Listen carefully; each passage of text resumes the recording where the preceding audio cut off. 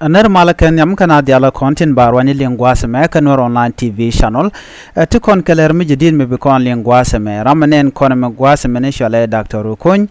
ke chol rode Ukon jen dolted ban manana chalat ku kwida ban jelin ka jan larame biya kamal kanor online TV channel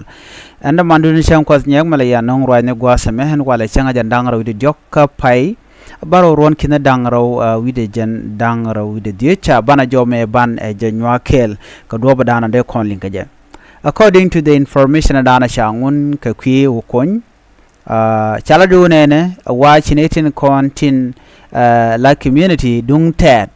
no tintere we kamar kemme wa shi ka dol ke shi kan warga shi kan gar kume merkemen wo de wudame de jelwo jok ki de jelwo jere wech ka South Sudan ka jawdana chalat Dr. Kun wajen gwaro la midit ke te tan walong tele te shodian lot rai wichin winimi wajen kuzana ka kudana ka social media ki ka tin diala kone lede ka jom chalat gwase me nyok rai wichin winimi ba wajen te te jegle ba ne ka community dien ka jom shakule lada wajen te ke record ki chagujino cherung ko betere wich kamer kama ka jawdana chalat ka media ne tin content lat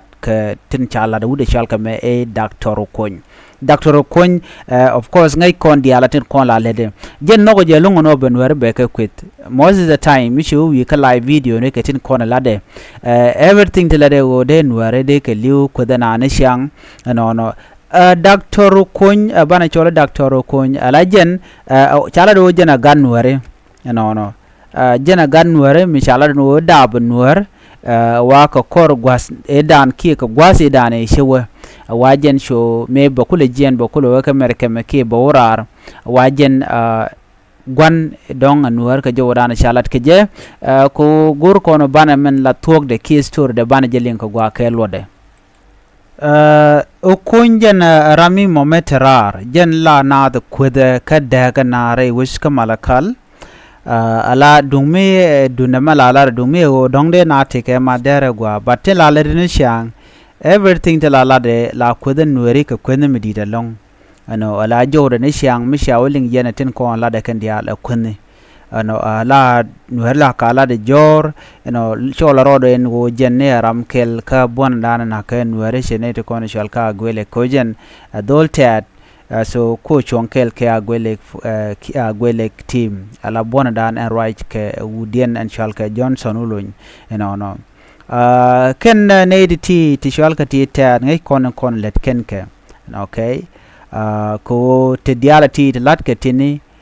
need kon la tare we ka fan ga ka ti chodian lot but this is not the point and dan right kon ka kwide Dr. Ukon shikona ngajena gwad michireke tuoktin tuogorol Ethiopia tuogorol South Sudan no kam nuere kene jitari enten kona nyinke la kona ne la roje long so benwari na beka lat jor and all those things ten kon la den point and would me ka dibaj baje long ki tisho den lot ko dongde randere kalat so ntema ka jawdana shakulat gwaseme misha tisha nywa ka social media en Dr. Ukon awajen cha warga cha gor community de ko ala community tad and tere wichin winami ko gorga janwo en point de baje dil wo jok ki baje nang re duarien ki ba waka ka juba jakula de no jen don ko kor pen dangro no jen do badana don de je deport ke jere we kamer ka jawdana chalat wa cha jomo cha ja gurno ba ja diling ko de na de kan te ka ngai ka jektin kon lede Dr. Ukon tin jekt lede ni shang chi shumna kon ware so dia je time ko de je nyot gwada danen within anotin kon til lede ka ti chodian lot a many community de bo men la kan tat ki shiluk wa chicken met ka matin kon la lade ko til ala no anwar na kan shiang no right now dio japan dio je mite mishanen mishalat ko online ke kwide ala te ke tishalat no ke tishalat gwasame shalat ngo ne jeni ne ken ke agwelek taken re which ka warab state ngai kon madan le roda ka warab state right la dini ken de tiente pa ngiech young men ke ngwane ka gad tet kan gad to ka gad tien te shangi jala dini so chicken ga train ko de kan wa de kan kanak in a state ko dong de ga nang kor gwa dan tin wa te tin ka fan ga cha kan nang ka warab state Canadian content lat ka disarmament ne den content wa match wa kep and winemi take a tin ko jaram dan la roi ne siang ko ne kena ko ra ka ngie ka ko bo ro den kula gang no go jen o den wer de kanak so alamme let kene long o de netin content ka yun state kama yom Canada me ken de ka kaf ka agwele fo sandana kulle garmele tin Canadian con tin sigana ko real ka no bun wer beken ko na right am right ko na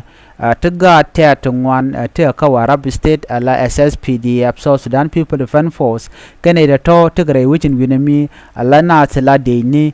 to gorga jano beken wer beken ko na men bi angai kenyam tet mugu yenten ko let ken ka ken chicken deer ka tigna ne ken chicken deer aneti deer la kadin ngaje no ken quick but tet chicken ngaje no kan ne tot ki population yan kwe la let ken mo me bi ka yar ki me bi ka nak kan rizole ki do dan break bo to ga je run kan kon ngach ano jen dan la kana le ne shang an wuri shal ga me doctor ko ala jen a checher ka tanda na de ta de ko nyam ga je ko kan ta de no ku pek dien ki ga ne de to checherten gujen jen wo mi na chi ka te ka me de ko kor mikku kone compare ko lara jeno nuare kan ede konen je kan ede content to ko kor kan ede kon nakana no nuare kan kor kan kap ne kor medan to kana ser benedine anyo ka fan ga gwene dine ke dine tin kon to kon ku kon le inshallah bishop kan gena gwelek ala terity